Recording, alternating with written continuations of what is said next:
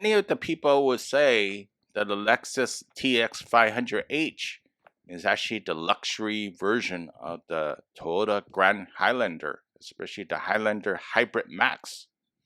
So for today's video, we're going to look at the Lexus TX500h versus the Grand Highlander Hybrid Max. Before we get started, please remember to hit the subscribe button, the bell icon when we notify new videos. If you like my video to the end, please help me out with a thumbs up. Let's walk around the Lexus TX500h.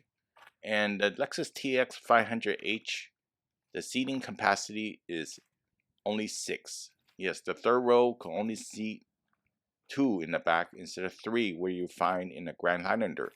So the Grand Highlander, you want to get that one if you need to get 7 seats. So that's the biggest thing you determine. And up front, so the pricing, with the MSRP pricing plus the add-ons. A lot of people don't talk about the add-ons. This TX that we're looking at is about 76K, okay? The Grand Highlander is around 62. And there's promotions and there's discounts everywhere, and you could get a better price. So let's start with that just to give you an idea how much the price would be like. Although I'm not able to get a Grand Highlander directly to show you, so this is how the Grand Highlander looks like externally, and it looks really similar. And sometimes I think the exterior and the front fascia looks better than the Lexus TX, just to be honest and straightforward with you on that. And the other TX is just a luxury version of the Grand Highlander.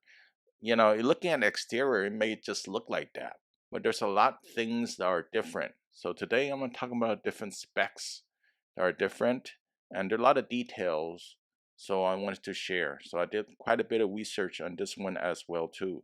So I'm going to show you the differences. Okay, look at the interior of the Grand Highlander first. You'll notice that it has the Alcantara on the seats, and also there's like gold piping, piping around the edges of the seats, on the side of the seats. Very comfortable ride overall, I could see. Just by even looking at the picture, but if you check it out in real life, it would be similar as well too. But finding one in my area is pretty hard. But it's definitely a well laid out vehicle and semi-luxury, I would say, right? I wouldn't say it's 100% luxurious, semi-luxurious. And for the Toyota product, it definitely is on the higher end of the luxury scale. Take a quick look at the Lexus TX500h interior. So I have the Birch seats. You can see that 7 out of 10 are the black seats. So it's really hard to find one with the Birch seat. For one, the color is not white, but actually it's like beige a little bit, if you visualize that. And this is an S Sport. There's some amenities a little bit different. And overall, it takes some time to get comfortable with the seat. And we tried it out for a while before we got comfortable with that. Also, on the TX, you have these power folding seats for the third row. So that's pretty nice. You can't get that on the Grand Highlander. So that's something to note if you're looking for seats that auto fold. I don't know it's a deal breaker for many people out there, but to me it doesn't really matter that much. But I kind of enjoy pressing the button as opposed to putting the seats down manually. And capacity wise, the space inside is the same. You're not going to gain any space between the two vehicles. I think it's like 33.5 inches, right? But the third row, you can see you can only sit up to 2 passengers instead of 3 when you can find a Grand Highlander. So that's something to think about if you really need 7 seats in a Grand Highlander Hybrid Max, right? I'm talking about the Grand Highlander Hybrid Max. There's the Grand Highlander, you could sit up to 8 passengers, right? And also the storage in the back is very similar as well too. Okay, and let's do a quick comparison with the engine specs.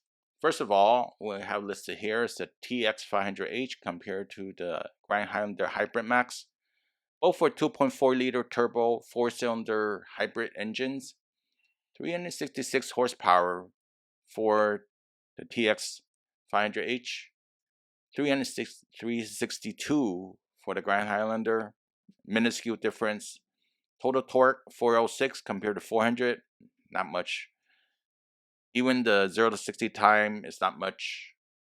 MPG wise, it's about the same. And it's a 6-passenger.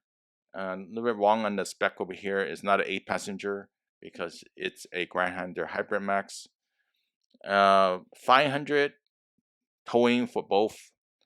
The thing that's not noted here is that the TX requires premium fuel, whereas the Grand Highlander doesn't. So that's something to note. If you really frugal on the fuel, especially sometimes like right now, the fuel prices are expensive, lean towards the Grand Highlander, right? And the other thing is both are turbo, so probably would change your oil every 4,000 to 5,000 miles. Don't wait too long in that if you drive a lot, especially. And I think the car care nut will probably give you better answers on when to change it, because he's a bona fide great mechanic that give you the details. Let's talk about the brakes here. So brakes and suspension, pretty much, right? So the Grand Highlander is very basic in terms of the braking system, I would say. And if you wanted something more refined, the TX has a better braking system overall and a better suspension. So that's in short. So I think the brakes on the Grand Highlander are adequate, but there's some differences between the two. So let's look at the specs right here. Here's why it's different and it's better. So TX500h, Grand Highlander Hybrid Max. Front caliper type, aluminum monoblock uphold 6-piston. Compared to a floating type double piston, you're going to get better feel of the brakes because it's more distributed plainly on the brake pads. And also the brake rotor is going to be bigger. I think the TX is about 16 inches as opposed to the Grand Highlander, which is only 13.3 inches. A little bit smaller, but that makes a difference.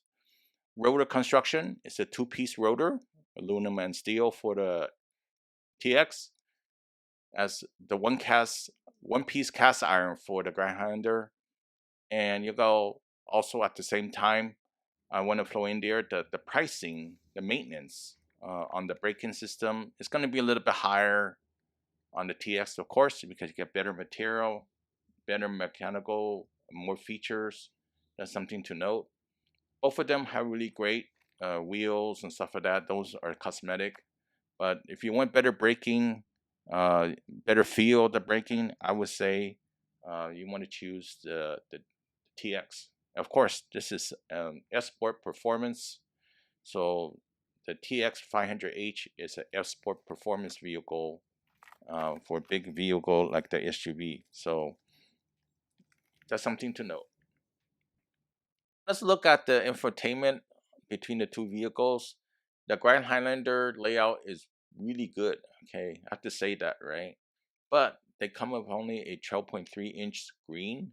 But there's a reason for that. You notice the buttons are not integrated in the screen. It's just a push buttons, which is great to have real physical buttons. So but the mapping screen and stuff like that looks a little bit small.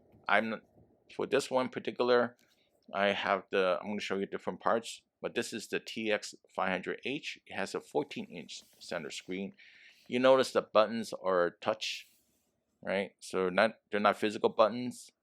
And the other thing I want to mention on between the two is the audio system.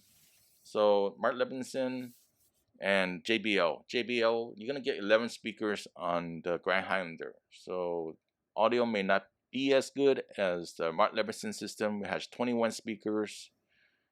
Yes, it's a premium that you have to pay. And people also mentioned that the cabinet actually, the interior of the vehicle when you're driving it is actually more quiet, more well insulated as well from noise than compared to the Grand Highlander. Okay, here's my final thoughts and maybe a verdict.